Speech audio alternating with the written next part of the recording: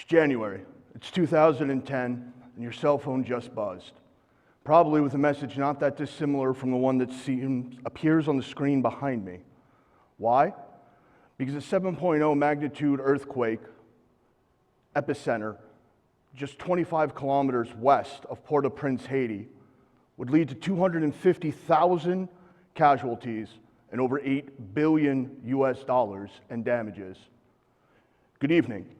My name is Daniel Sassone, and today I'm going to talk to you about how the United States exploited the disaster in Haiti after the earthquake for its own economic gain. I, during my time in service for the U.S. Army, was directly responsible for some of the emergency humanitarian relief, and I've also conducted extensive research into where the money has actually gone. How is this relevant to everyone sitting in this room? Well, most of us got this text message. For those of us who didn't get this text message, Latin America and Caribbean is our nearest international neighbor and one of the largest U.S. product consuming regions in the world. First, in order to understand why people can be marginalized and exploited in such a manner, we have to define what makes a marginalized population.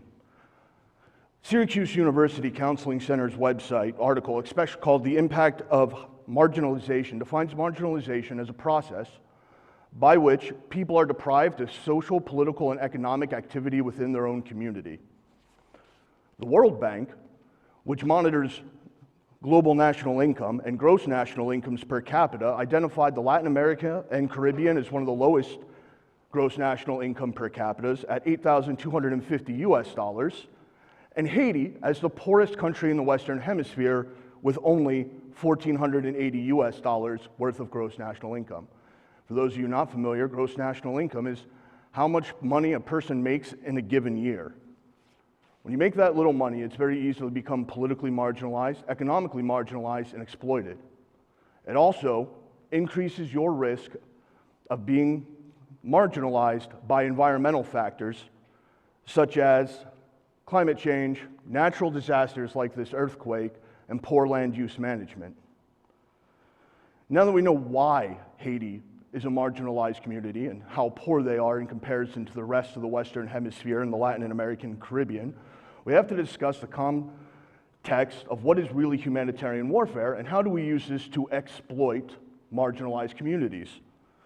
Professor Joe Bryan at the University of Colorado, in an article called "War Without End," which was published in the Journal of Political Geography, states that in the eyes of the military, vulnerability equates with a lack of effective state presence. And this can be displayed by anything from lack of access to basic necessities, medical care, or socio-political oppression. The importance of understanding why this marginalizes communities is because without this marginalization, people are much more inclined to act in their own best interest. Now, why does this matter, and how does this fit into the U.S. military, foreign policy, and economic concept? For those of you not familiar with it, there is a very important part of U.S. Title Code 10, subsection 404, which states that the U.S. military is directly responsible to intervene automatically at the direction of the President of the United States, request of a foreign power, or to prevent serious loss of life or environmental damage anytime a disaster occurs anywhere in the world. That is our foothold. Once we establish that foothold, we can march in, establish our own preferences, and then we set the pace for how things are restored. Setting the pace for how things are restored brings us to this final talking point about Haiti and how badly they've been exploited. And that is, where did the money go? $13.5 billion US was guaranteed by the United States government as well as national non-governmental organizations based in the United States, to include the United States branch of the International Red Cross. $13.5 billion. It's a lot of money. In fact, most of us can't even really comprehend how much money that actually is. However, according to Ramachan and Waltz, in Haiti, Where Did the Money Go?, which was published in the Journal of Haitian Studies for the Society of Promoting Black Culture, less than 1% of that money actually went to the government of Haiti and its specified needs. 1% of $13 billion. In addition, when you find out and you read a little further and you dig a little deeper, you'll find in their own reporting, as well as corroborated by outside sources, that international non-government organizations and other non-government organizations funds did not provide for anything other than emergency disaster relief. That is, the first 24 hours to 7 days after that emergency, which leaves a country, especially one who suffered $8 billion in infrastructural economic damage, ripe for exploitation by larger economies in its region. Now, as we can see from this handy-dandy chart, you'll notice that the portion in blue is what the U.S. government, in that $13.5 billion, gave back to the U.S. government. That would be through the State Department and the Department of Defense.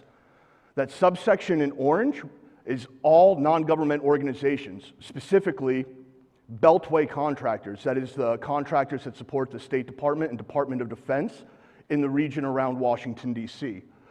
37% of that money, or the gray section of that chart, would be international non-government organizations, specifically the UN and the International Red Cross, being the two largest single receivers of grants and funds.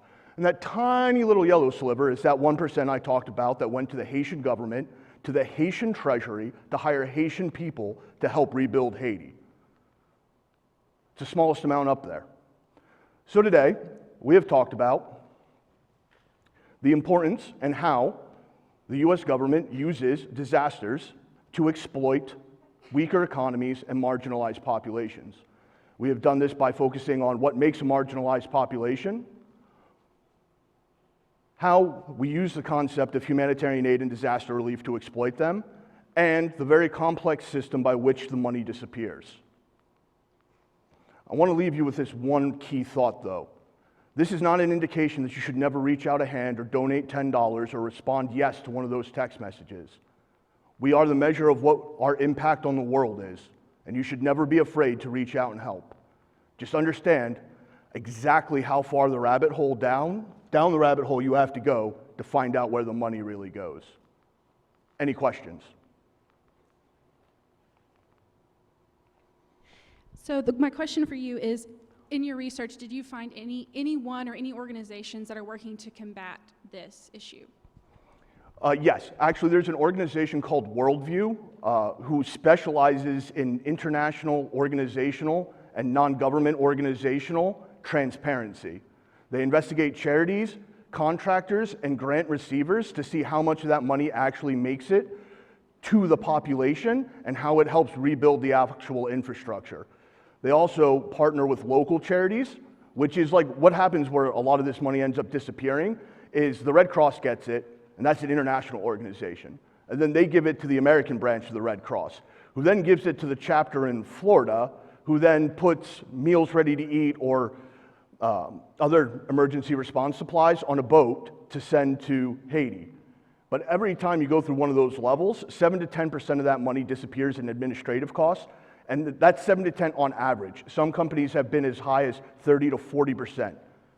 And then again, some are as low as 1 to 3%. So it's really hard to gauge it, and since they're nonprofits, and only US requires nonprofit transparency and bookkeeping, those that are based in countries with a less strict legal and fiscal code don't have as much transparency. How is it that first world countries can restructure their aid programs to eliminate the problem that you referred to? Would you say that again a little louder, please? Sure. How can first world countries like the U.S. reorganize their aid programs as to avoid the problems that you're referring to? Well, in my opinion, and this is purely on my opinion based on the research I've done and my knowledge of how disaster response works, the first step would be to vet more international organizations in the host country. Like if we really want to stop this misappropriation and misspending of funds so that we can actually help these marginalized communities, you have to pick people up out of those communities and empower them to make those decisions.